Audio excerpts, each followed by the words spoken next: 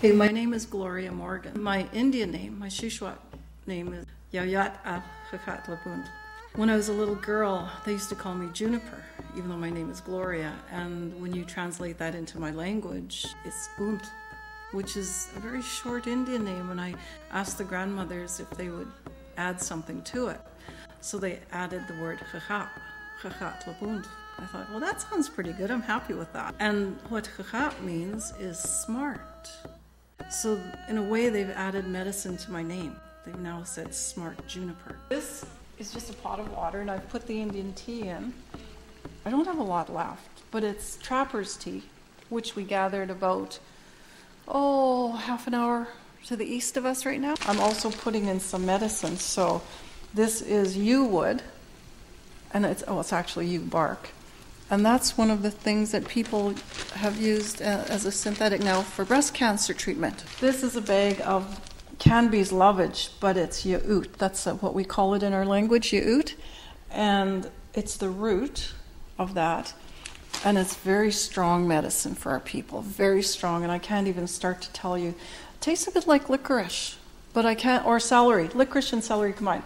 I can't even tell you the things that it's good for, because it's also good in a spiritual way, apparently. My parents grew up here. My grandparents grew up, one set of them in Squilix, which is about an hour from here to the north and west. And the rest of my family grew up here in this community. My father was a chief, and his father was a chief. So there is a line of chiefs in my family. And I was chief for 2 terms. That was one of the toughest jobs I've ever done, but one of the most rewarding too. I'm Shuswap, from the Shuswap Nation, and if you were to look south of my home, you could probably throw a football and hit the site where the house was that I grew up in. And there were a lot of us. So not only were there 8 children living in the home, mom and dad, so grandpa lived with us. But when I was 9 years old, we were taken away and put in a residential school. We were there for 4 years. And then when we finished residential school, we were taken and put into foster home. In some way, it seemed to make me stronger.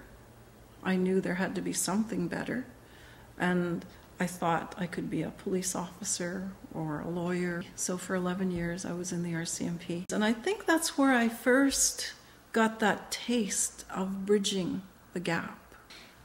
And I knew I had always wanted to become a lawyer. So I went to the University College of the Fraser Valley in Chilliwack and ended up on the dean's list, something I thought I would never, ever do. And then I applied to the University of British Columbia and went there for my law degree. And I created a video, and it was called Circle of Justice. And it was a video about the problems that our people, my people, face as far as getting into trouble with the law, as far as that justice system not fully understanding my people and not working in the best ways with my people.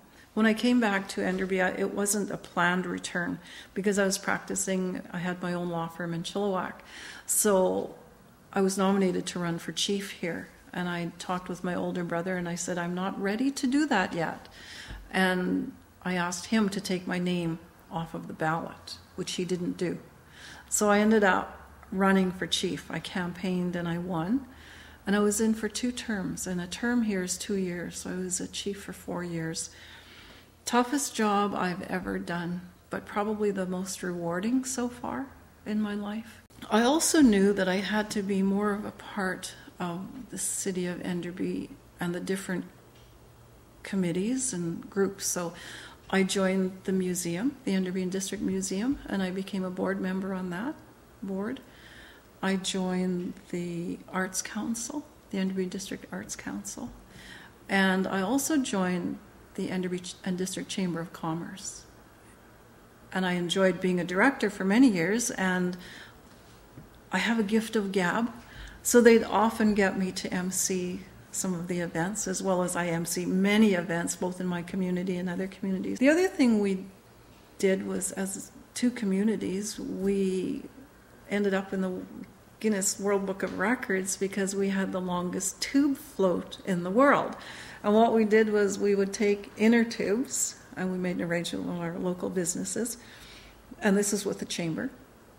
We tied a whole bunch of inflated timber tire tubes together and put a person on each tube, and I think we had over 280, I might be wrong, but 280 tubes tied together with about 280 or more people, because some people would bring their own tube. And the Shuswap River meanders, so this tube float was snaking its way down the Shuswap River. It was just fabulous. It was something that people could, it didn't matter what color you were in a contest together to beat the world, and we did.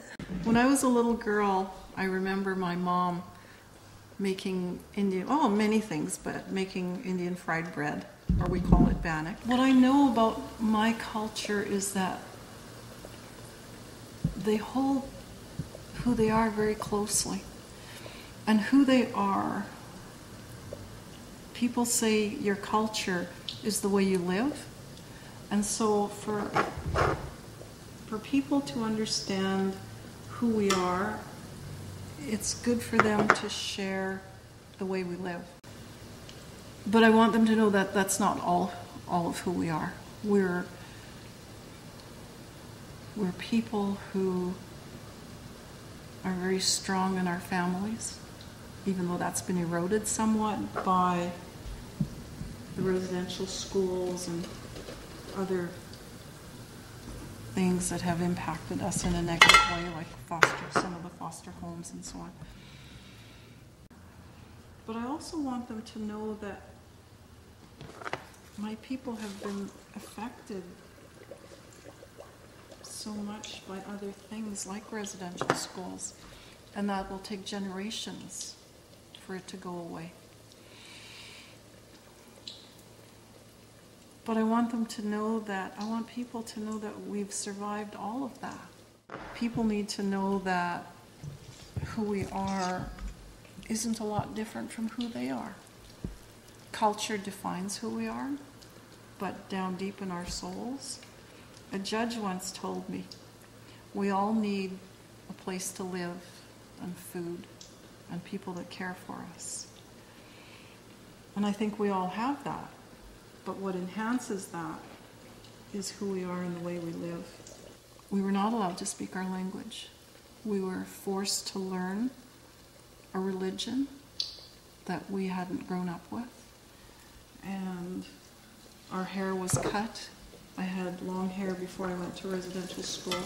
And when I got there, it was cut and we had to wear uniforms. We weren't allowed to do any drumming and singing or anything like that. So a lot of that was lost even to me. I was 48. I'm now 56. I was 48 when I picked up my first drum.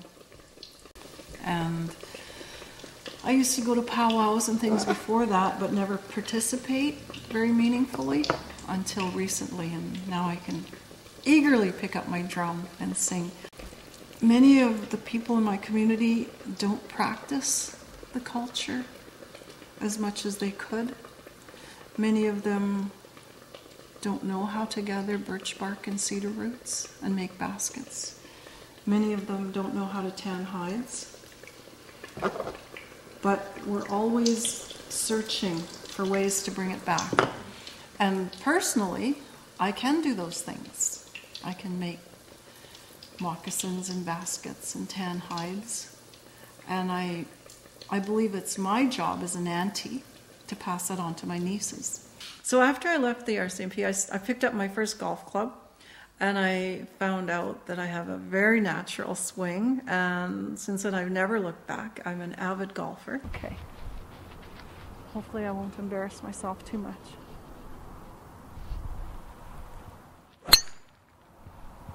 How's that? Straight, long down the middle.